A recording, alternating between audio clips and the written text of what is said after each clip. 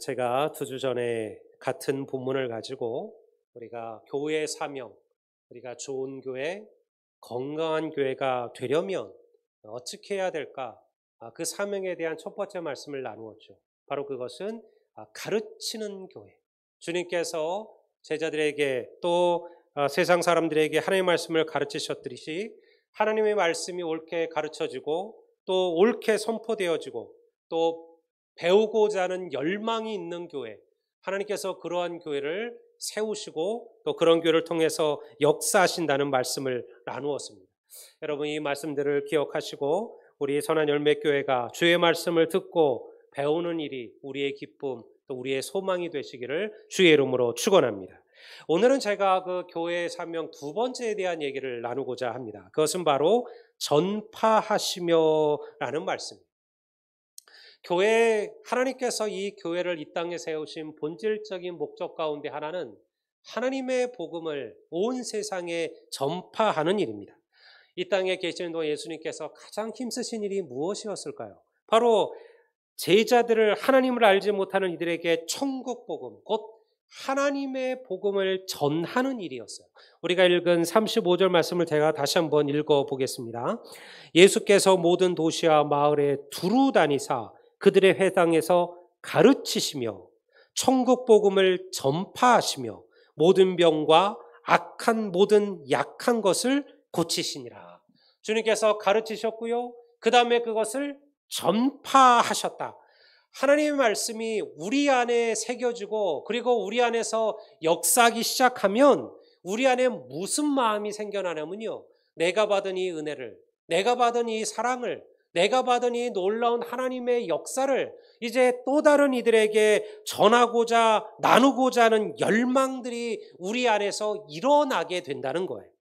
우리를 향하신 하나님의 놀라운 은혜와 사랑을 깨닫게 되면 그 복음을 전하지 않고서는 견딜 수 없는 심령을 가지게 된다는 거예요. 전도는 여기서 시작되는 거예요. 참 전도라는 것이 어렵고 부담스러운 이야기예요. 사실은 많은 성도들이 전도에 대한 부담을 갖고 있어요. 왜 그럴까요? 이거를 의무로 하면 부담이에요. 내가 할 만한 능력도 안 되고 할 마음도 없고 할 용기도 없고 할 의지도 없는데 해야 된다 그러면 그것만큼 어려운 일이 어디 있을까요? 근데 여러분들, 전도는요, 내가 하는 것이 아니에요. 하나님이 내 안에 주신 성령께서 나로 하나님 그 영혼권의 역사를 이루게 하실 줄을 여러분 믿으시기를 바랍니다. 주의 성령을 체험하면 이 역사가 일어나게 된다는 거죠. 오순절 예수님 주님의 성령의 강림을 생각해 보세요. 제자들이 주님께서 부활하신 이후에, 여러분, 우리 생각에는 부활하신 주님을 봤잖아요. 부활하신 주님만 봤어요? 승천하신 주님도 봤어요. 예수님께서 그들의 눈앞에서 구름을 타시고 거룩한 구름을 타고 하늘로 올라가는 것을 그들의 눈으로 보았어요. 그러면요, 이제 막 열의를 갖고 뛰쳐나가서 주님의 복음을 전해야 되지 않겠습니까? 근데 그렇지 않아요. 성경에 보면 그들이 다락방에 숨습니다. 여전히 주의 부활을 보고 주의 승천을 보고도요, 그들은 두려움에 떨었어요. 예수님을 죽인 자들이 그들도 죽일까 봐 염려했죠. 그래서 마가의 다락방에 그들이 숨어 있었어요. 그리고 하나님께 기도했어요. 하나님, 어찌합니까? 어떻게 해야 됩니까? 우리가 어떻게 이 어려움을 이겨낼 수 있습니까? 그런데요, 오순절날 성령께서 그들 가운데 임하시죠. 성령이 그들 가운데 임하니까요, 이들이 달라졌어요. 두려움에 떨던 그들이요, 뛰쳐나갑니다. 그리고 하나님의 복음을 전하기 시작합니다. 예루살렘 곳곳을 돌아다니며 거기서 있는 수많은 자들에게 예수가 그리스도, 예수가 메시아며 예수님께서 부활하셨으며 예수님께서 다시 살아나셨음을 전하는 자들이 되죠. 그날 제대로 교육도 받지 못한 어부 베드로의 설교를 듣고요, 3,000명이 회개하고 세례를 받는 놀라운 구원의 역사가 그들 가운데 나타나게 된다는 것. 여기에 영혼 구원의 열매가 있어요. 열쇠가 있어요. 여러분, 우리가 천국 복음을 전하는 자가 되려면, 우리가 전도하는 자가 되려면요, 먼저 불같은 성령의 충만을 경험하시기를 주의 이름으로 축원합니다. 성령이 없으면요, 전도하지 못합니다. 여러분들 내 안에 불같은 마음이 없으면 복음을 전할 방법이 없어요. 저는 이게 항상 제 대학을 다닐 때 부러웠어요. 저는 그냥 아주 보수적인 교단에서 성장을 했습니다. 그럼 아버님이 목사님이셨으니까요. 저는 어릴 때부터 열심히 교회를 다녔지만 그러나 내 안에 어떤 그런 불같은 체험들을 경험해 보지를 못했어요. 근데 대학을 갔는데요. 저는 내 친구들을 보면서 정말 많은 아주 도전을 받았어요. 한 친구는 상계에서, 집은 서울인데 상계에서 버스를 타고 사당동에 있는 총신대학까지 매일 이제 아침마다 학교를 와요. 그 시간이 뭐 막히는 시간들이니까 보통 거의 한 1시간이 걸리는 거예요. 이 친구가 그 1시간 동안 그 버스 안에서 하나님의 복음을 전했어요. 사실은 좀 이상하죠. 우리는 그런 사람들 이상하게 보잖아요. 거리에서 전도하는 사람들, 길거리에서 전도하는 사람들, 뭐 기차에서 전철에서 전도하는 사람들, 하도 이상한 이단들도 많고 이러다 보니까 뭐 그 사람들이 뭔가 좀 이상한 것 같고 잘못된 것 같지만 아니에요. 그 친구는 정말 하나님 앞에 헌신적이고 열정적인 친구예요. 그런데요, 참 제가 부러워했어요. 나는 너가 부럽다.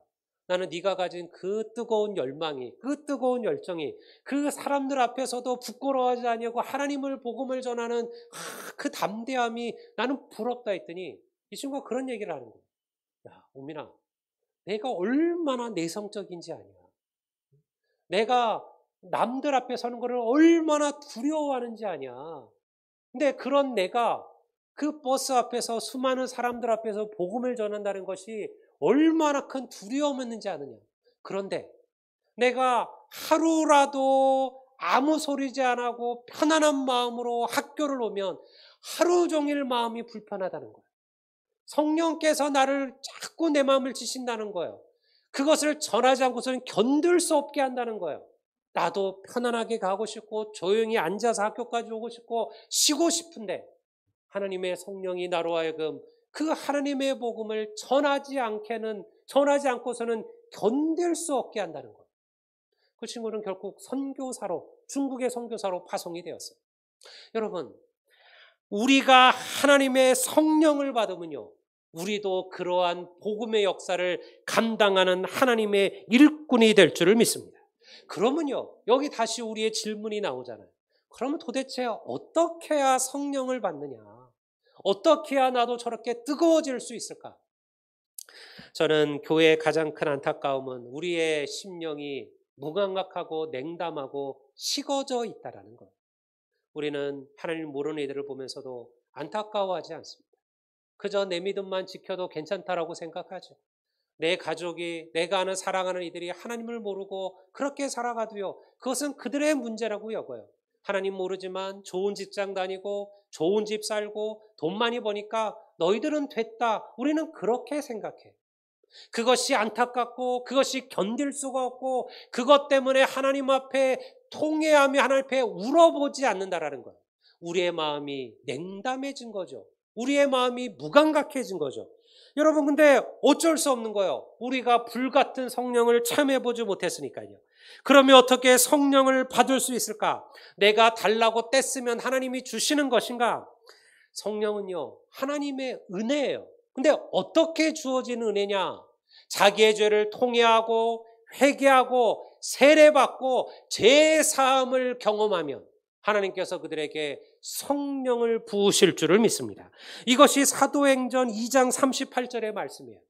베드로가 오순절 성령의 강림을 받고 12제자가 그리고 120명의 성도들이 문도들이 나가서 하나님의 복음을 예루살렘에서 전파하기 시작합니다. 근데 이 베드로의 설교를 듣고요, 수많은 유대인들이 마음에 찔렸어요. 그들이 마음에 찔려 가로되 그리하면 우리가 어찌할꼬? 그러면 우리가 어찌해야 됩니까? 우리가 메시아인 예수를 우리의 손으로 십자가에 못 박아 죽였는데 그럼 우리가 어찌해야 합니까? 그때 베드로가 뭐라고 말합니까? 사도행전 2장 38절을 제가 한번 읽어보겠습니다. 베드로가 이르되 너희가 회개하여 각각 예수 그리스도의 이름으로 세례를 받고 죄 사함을 받으라. 그리하면 무엇을 받으리니? 성령의 선물을 받으리니. 우리가 회개하고 그리고 세례를 받고 죄 사함을 받으면 하나님께서 우리에게 성령을 선물로 주신다라는 거예요. 사랑하는 성도 여러분, 믿음은 항상 회개로부터 시작됨을 믿습니다. 우리는요, 하나님을 모르고 살았던 내 삶을 하나님 앞에 회개하셔야 돼요. 그리스도이면서도 주님의 뜻대로 살아가지 못하는 내 자신을 회개하시고요. 여전히 하나님이 아닌 세상의 것에 우리의 마음을 두고 살아가는 내 마음을 회개해야 된다는 거예요. 그렇게 회개하고 통회하면 하나님께서 성령의 불같은 역사를 내게도 임하실 줄을 믿습니다. 어린 시절 부흥회를 하면 그렇게 찬송하잖아요. 그때는 정말 찬송만 정말 한 40분, 50분을 해요. 부흥회를 하기 전에 부흥회가 저녁 7시면 6시부터 성도들이 차요. 우리 교회 성도들뿐만 아니었죠. 주위에 있는 여러 교회 성도들이 어느 교회가 부흥회 한다 그러면 다 그 교회를 가서 일주일 내내 보통 4박 5일 월요일부터 목요일 저녁까지 혹은 금요일까지 그렇게 부흥회를 했으니까요. 새벽, 아침, 점심, 저녁으로. 그리고요, 그 한 시간을 설교 듣기 전까지 찬양을 하는데요. 그래서 부흥회 때 새신자들을 잘못 돌아오면 이것들이 단체로 미쳤구나. 이 말을 하는 거예요. 정말 그 한 시간을 박수를 치면서 기도하고 부르짖고 통회하고 회개해요. 여러분 그때 가장 많이 하는 기도가 뭐냐면 회개의 기도였어요. 회개의 기도. 회개는 우리의 마음을 여는 거거든요. 회개는 하나님 앞에 내 자신을 내려놓는 거거든요. 회개는 하나님 앞에 우리의 마음을 부드럽게 만드는 거예요. 그래서 하나님의 말씀이 내 마음에 옥토 같은 마음에 뿌려질 수 있도록 만드는 거죠. 이것이 회개예요. 여러분 많은 이들이 오늘날 회개하지 않아요. 내가 뭐 회개할 것이 있냐고 얘기해요. 이 정도면 잘 살지 않느냐고 얘기하죠. 이 정도면 예수를 잘 믿지 않느냐고 그렇게 생각해요. 다른 사람들을 아프게 하고 상처를 주면서 돼요. 아마 그것을 막상 깨닫지를 못하는 거예요. 성도는 항상 회개를 시작하셔야 돼요. 여러분 새벽에 기도를 시작하셨습니까? 여러분 각 가정에서 골방의 기도를 시작하셨나요? 여러분 먼저 하나님 앞에 여러분의 연약함, 우리의 죄악, 우리의 잘못을 통회하고 회개하는 거예요. 그런 자들에게 하나님께서 성령의 충만을 허락하실 줄로 믿습니다. 이것이 오늘 한국교회가 잃어버린 거예요. 오늘 이 성령의 충만을 경험하면 그 다음에 따라오는 게 뭐라고요? 그게 바로 전도의 열망이에요. 오늘 한국교회가 잃어버린 이런 스토리들이, 이야기들이 많죠. 기도도 사라지고 있어요. 예전 교회에 비하면 오늘날 기도가 어렵지 않습니다. 우리 교회도 사실은 기도가 참 어렵잖아요. 와서 그래도 금요 기도회를 제가 와서 시작을 했는데 어려웠어요. 참석을 잘 안 하시니까요. 아무리 건면해도 나오시는 분들 외에는 더 참여하지 않아요. 사실은 그때는 제가 마음에 실족도 됐었죠. 그런데 물론 지금은 알아요. 그래, 하나님은 결코 기도하는 자들의 기도를 들으시는 것이니까 그것은 기도하는 이들의 문제고 또 하나님께서 기도하지 않은 이들도 기도하는 사람들이 세워지면 언젠가 그들도 변화시킬 테니까요. 이제는 한 달에 한 번 기도해도요, 성도들이 쉽게 참여하지 않아요. 예전에는 매주 금요일 날 금요기도, 심야기도를 했어요. 그냥 기도도 아니죠. 심야기도, 철야기도를 했어요. 모여서 11시까지 기도하고요. 돌아가면 꼭 자리에 남아서 밤을 새워 기도하는 성도들이 있었죠. 기도가 식어지고 있습니다. 교회에 대한 소중함도 잃어버렸습니다. 요즘은 하나님의 교회를 돌보는 이들이 없어요. 이거는 목사님이 하겠지, 뭐 부교역자들이 하겠지, 누군가가 하겠지, 안 되면 뭐 사람 사서 하면 되지. 오늘날 성도들이 하나님의 교회를 내 집처럼 자기 것처럼 그렇게 돌아보지 않아요. 안타깝죠. 물론 여러분들이 하지 않아도 누군가 일을 해요. 교회가 깨끗한 게 나는 한 번도 교회를 청소하고 뭐 교회 뭐 한다고 나온 적이 없는데 야, 교회가 어떻게 이렇게 날마다 오면 깨끗할까? 하나님의 은혜로다. 아니요. 누군가가 여기 와서 매일 청소한다니까요. 우리 나이 드신 안수 집사님이 오셔서 여러분들 매일 쓸고 닦고요. 정리를 하시는 분들이 있어요. 여러분 우리가 토요일 날 보통 한 10시쯤 되면 우리 청소하는 우리 교육자들 또 청소하는 우리 집사님들 한두 분이 오셔서 교회를 청소해요. 여러분들도 오십시오. 그때 오셔서 여러분들 하나님의 교회를 돌아보십시오. 여러분, 이곳이 주님이 거하시는 하나님의 전이요 여러분의 교회임을 믿습니다. 여러분, 왜 우리가 생각하기에 그것과 이것은 다른가? 그렇지 않아요. 여러분, 하나님의 교회를 사모하시고 하나님의 교회 안에 내 땀이 있고 내 눈물이 있고요, 하나님의 교회 안에 내 정성이 닿은 곳이 있으면요, 우리의 마음도 함께 가는 거예요. 그거를 볼 때마다 내가 닦은 유리, 내가 청소한 바닥, 내가 닦은 의자, 하나님의 은혜요. 거기에 우리의 마음도 함께 가는 거죠. 근데 오늘날 많은 성도들이 더 이상 이런 일을 잘 하지 않아요. 그거는 그냥 맡겨두는 거예요. 누군가 하겠지. 누군가 청소하고 누군가 돌아보겠지. 여러분, 우리 선한 열매교회는요, 여러분들의 마음과 여러분의 눈과 여러분들의 땀이 이곳에 함께 있게 되기를 주의 이름으로 축원합니다. 그런데요, 그 중에서도 오늘날 교회가 잃어버린 가장 큰 것은 바로 전도죠. 영혼 구원에 대한 열망을 오늘날 교회가 잃어버렸다라는 거예요. 여러분, 성도들은 어떻게든 하나님의 복음을 전파하며 죽은 영혼들을 하나님께로 돌아오는 것을 최고의 사명으로 여겼습니다. 그것을 가장 큰 영광이자 기쁨으로 여겼어요. 어릴 적 연말이 되면 교회에서 시상들을 하곤 했어요. 그런데요, 그 시상 가운데 최고의 시상은 항상 전도 시상이었어요. 그 한 해 동안 전도를 가장 많이 한 사람, 그들에게 교회가 풍성한 시상을 했죠. 왜? 그것만큼 하나님 앞에 더 큰 상이 없으니까요. 교회마다 어느 교회든 전도왕이란 타이틀을 받는 성도들이 있어요. 성도들은 그런 이들을 존중하고 그런 이들을 귀히 여기고 그런 이들을 부럽게 여겼어요. 교회마다 전도팀이 있어서 일주일에 한 번씩 모여서 여러분들 그 마을을 다니면서 거리와 가정을 다니면서 하나님의 복음을 전하고는 했어요. 이것은요, 교회가 해야 될 가장 중요한 사명이었어요. 그러면 그때는 사람들의 마음이 다 열려 있을까요?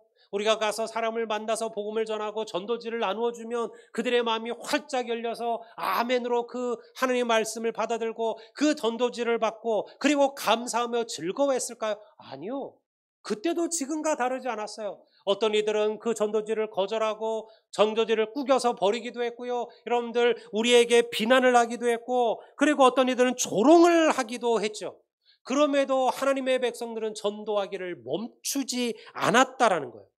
놀랍게도 하나님은 반드시 그 수고의 열매, 그 열매를 거두게 하셨음을 여러분 믿으시기를 바랍니다. 저는 제가 부교역자로 사역하던 구로동의 한 교회의 그 담임 목사님의 말씀을 항상 기억해요. 제가 전도팀들을 내보낼 때 저도 항상 그 얘기를 했어요. 그 담임 목사님 저희들에게 하셨던 그 이야기죠.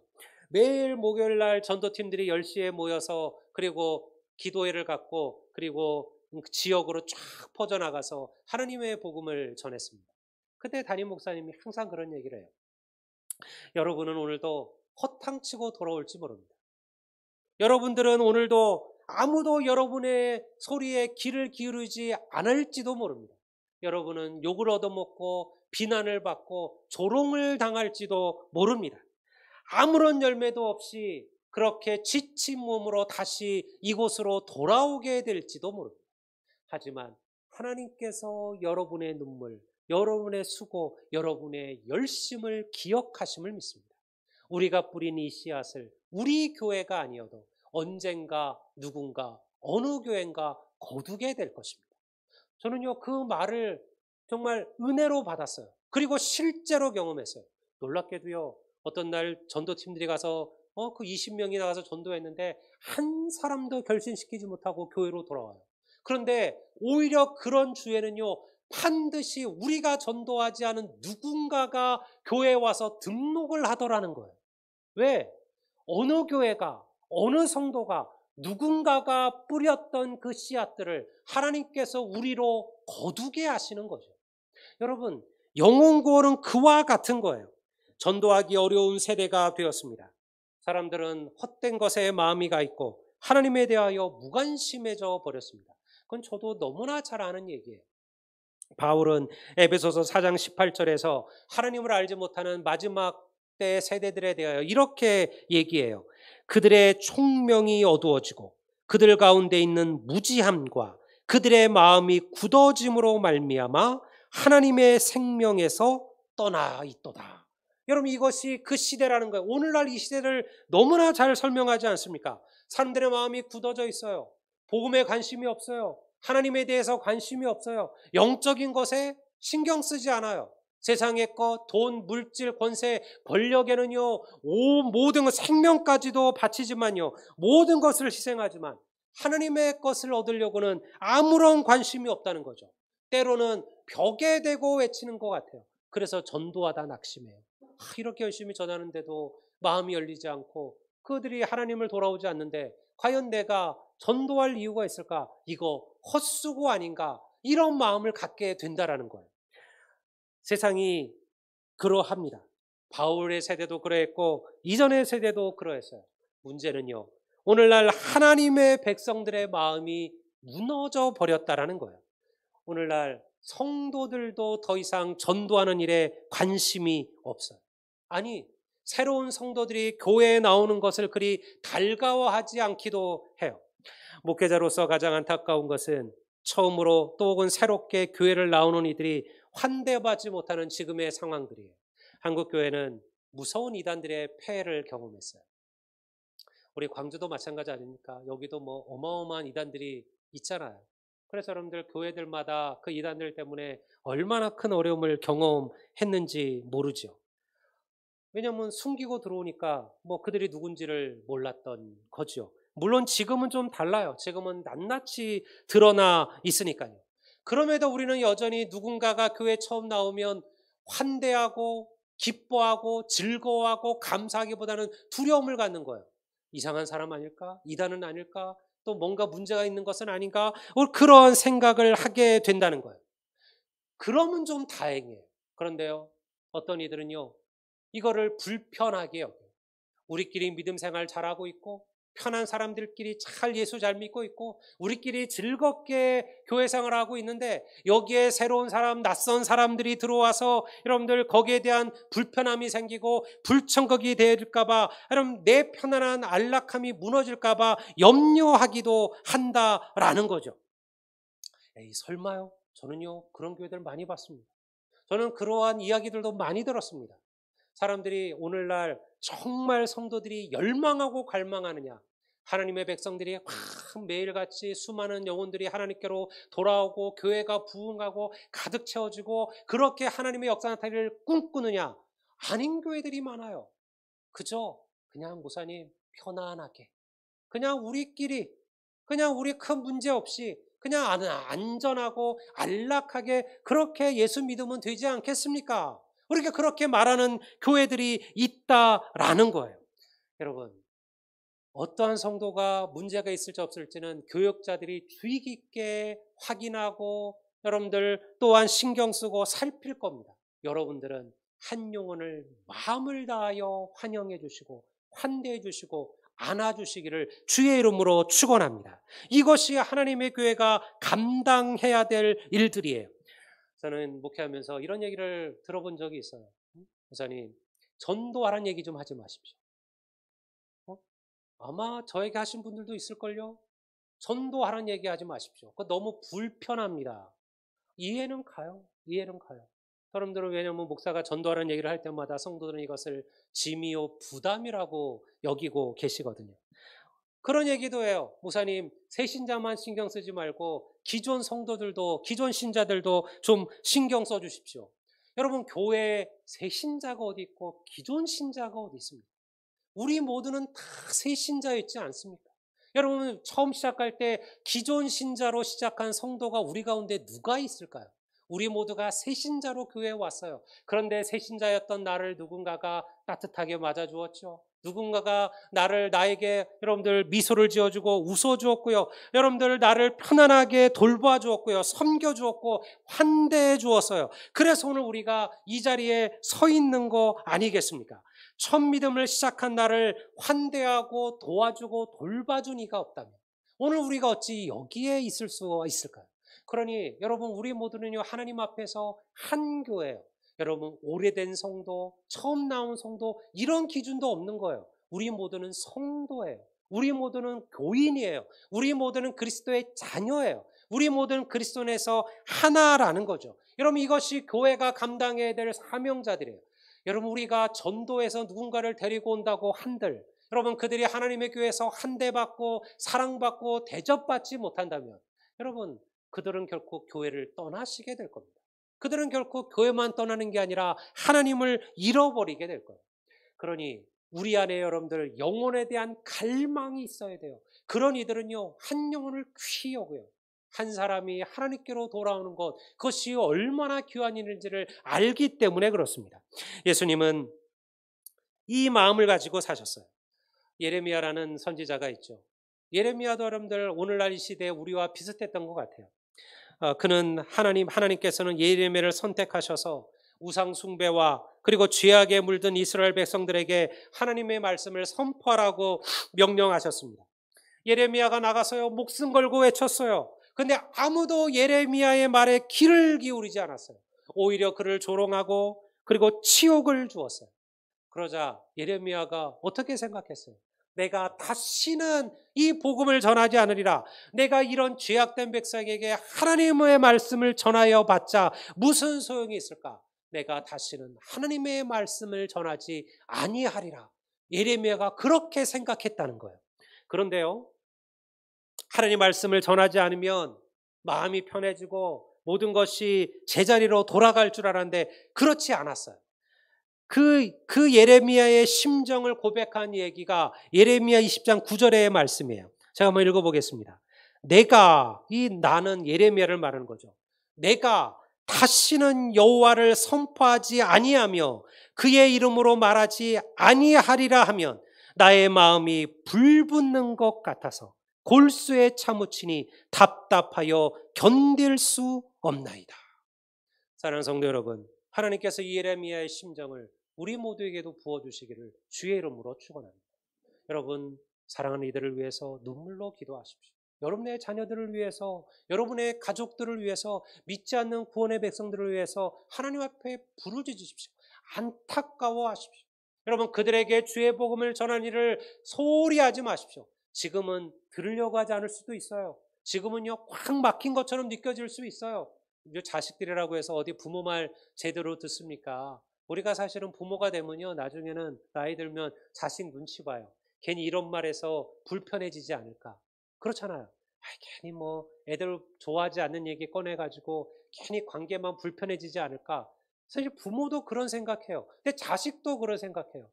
괜히 평생 교회 안 다니는 부모, 어머니한테, 아버지한테 교회 다니는 얘기하는 게 괜히 불편해지는 거 아닌가? 여러분, 그렇게 해서 우리가 하나님의 복음을 전하지 못할 때가 있다라는 거예요. 여러분, 그것보다 그의 영혼을 바라보시기를 주의 이름으로 축원합니다. 포기하지 마십시오.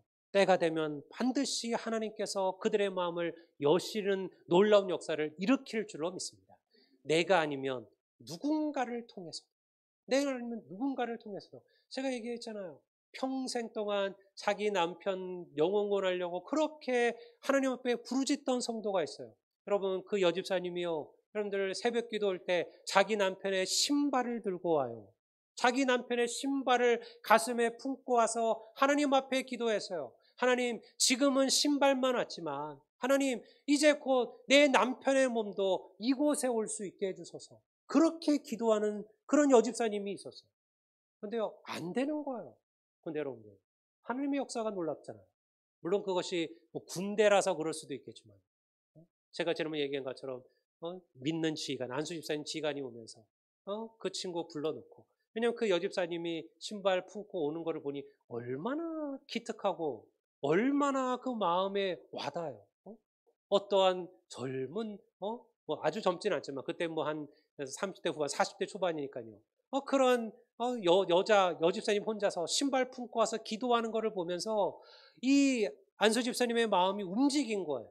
이분이 보통은 계급으로 사람들 찍어 눌러서 전도하는 절대 안 하시는 분인데요. 따로 부른 거예요. 그리고 밥을 사주면서 그 소령에게, 야, 너 네 아내가 그렇게 혼자서 교회 가고 네 신발 품고 와서 기도하는 거 너는 아니야. 왜 여자만 혼자 보내? 너가 지금 당장은 천국 지옥 몰라도 상관없다. 그저 남자로서 네 아내 옆에 좀만 있어라. 여러분, 어떤 사람이 여러분들 어떤 부하가 쥐간이 그렇게까지 얘기하는데 그걸 거절하겠어요? 하나님께서 그 아내의 눈물의 기도를 들으시고 그를 통하여 이 역사를 이루셨음을 믿습니다. 그러니 우리는 기도하는 거예요. 마음에 품고 간구하셔야 돼요. 돌아보셔요. 내 주위에 내가 사랑하는 이들 가운데, 내가 아는 이들 가운데 아직 하나님을 모르는 이들, 아직 하나님 알지 못하는 이들, 그들을 돌아보십시오. 그리고 그들에게 하나님의 복음을 전하십시오. 여러분들, 전도에는 핑계가 없어요. 지금은 코로나 시대니까. 맞죠? 지금은 코로나 시대니까 지금 당장은 불편해서 오지 않으려고 하는 이들도 있으리라 생각을 합니다. 하지만 우리가 아는 것처럼 이 코로나 시대에 지금 우리가 이 교회로 옮겨와서 얼마 안 됐지만 벌써 얼마나 많은 성도들이 이 자리를 찾아오고 새로운 성도들이 이 자리에 섰습니까? 하나님의 역사 아닙니까? 우리가 판단하는 게 아니죠. 여러분, 우리가 영혼군의 열망, 하나님께서 나를 구원하셨던 그 감격을 가지고 우리가 나가서 주의 복음을 전하면 반드시 하나님은 나를 통하여 위대한 하나님의 역사를 일으키심을 여러분 믿으시기를 주의 이름으로 축원합니다. 저는 오늘 우리가 이 말씀처럼 하나님께서 우리를 바로 이 사명자로 부르셨음을 믿습니다. 우리가 오늘 읽은 37절, 38절을 제가 마지막으로 다시 한번 볼까요? 이에 제자에게 이르시되 추수할 것은 많되 일꾼이 적으니 그러므로 추수하는 주인에게 청하여 추수할 일꾼들을 보내주소서 하라 하시니라. 영혼을 구원해야 될 사람들은 많은데 그들을 구원할 일꾼들이 부족하다라는 거예요. 여러분들이 그 일꾼들이 되시기를 주의 이름으로 축원합니다. 다른 일꾼 필요한 게 아니에요. 왜 일꾼들이 부족해요? 일꾼이 되어야 될 사람들이 일꾼의 역할을 감당하지 않는 거예요. 하나님의 복음을 전할 자들이 복음을 전하지 않으니까요, 일꾼이 부족한 거예요. 우리가 일꾼이에요. 하나님께서 우리에게 이 사명을 맡기신 거예요. 교회는 전도하는 곳이에요. 교회는 선교하는 공동체예요. 여러분, 이것을 절대 잊으시면 안 돼요. 잊으시면 안 돼요. 교회가 해야 될 여러 가지 것들이 있어요. 여러분, 교회가 이왕이면 이것저것 다 하면 좋죠. 그러나 우리가 이것저것 다 하지 못하게 될 때, 더 이상 할 수 없게 되었을 때, 그래도 우리가 해야 될 딱 한 가지는요, 전도하고 선교하는 거예요. 하나님께서 이 일을 위하여 우리 선한 열매교회를 세우신 거예요. 여러분, 내가 주께 받은 이 놀라운 은혜를 마음에 새기십시오. 그리고 하나님 앞에 꾸르십시오. 그리고 주의 성령을 위하여 충만을 위하여 기도하십시오. 그리고 여러분들 안에 영혼에 대한 불같은 열망들이 일어나게 되기를, 우리 안에 그런 불꽃이 피어지게 된다면 반드시 하나님은 우리 선한 열매교회를 부흥시키실 것이고, 우리 교회뿐만 아니라 여러분들 우리 성도들을 통하여 놀라운 구원의 역사가 여러분 이 광주 지역에, 이 나라 안에 일어나게 될 줄을 믿습니다. 우리가 지금은 작은 교회죠. 그러나 10년 후에, 20년 후에 하나님께서 어떻게 역사하실지 어떻게 아시겠습니까?